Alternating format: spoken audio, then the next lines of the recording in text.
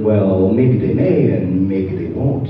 That really depends on your own intentions. The tree is big and its limbs are wide. There's space for all who wish to reside. As you climb up high into the thicket of those leafy branches, do not be surprised if the crows have all absconded and flown, now left unable to follow. You might take the tree, but does that make you truly free when their silence has stolen your thunder? Don't you dare disturb those crows. Those crows been up in that tree longer than you know. Don't you dare disturb those crows.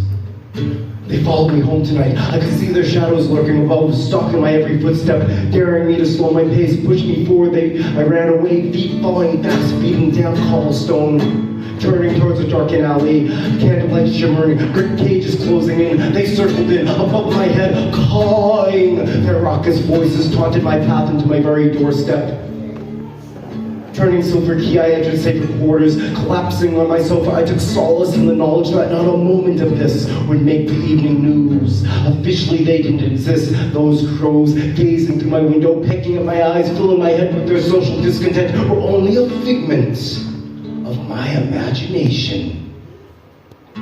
Or so I am told. Don't you dare disturb those crows. Those crows been up in that tree longer than you know. Don't you dare disturb those crows.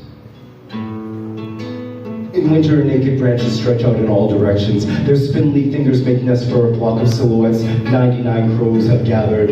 They gaze into the horizon, watching and waiting, they bide their time. Sunsets burnt orange down before them. The twilight marks their feeding time. The tide is now uprising. As if a cue had just been called, they caught their heads and looked their beaks, and those that exploding, they burst into the sky, streaking black the eventide. 99 crows devour the horizon. Don't you dare disturb those crows. Those crows been up in that tree longer than you know. Don't you dare disturb those crows. Now maybe you think you're a hawk circling overhead, or the noble and bloodthirsty eagle watching from on high, looking down with ridicule onto the swarming Negro masses below. Now let it just be advertised, those crows ain't no doves ready to coo and die. They're much too experienced for that. Their lack of attack comes more from the intellectual of knowing how and when to strike their blows to be the most effectual. With all your speed and strength, the audacity of your governance, you'd never see it coming. The crows are everywhere, they are every one of us. When we come, it will be from every direction.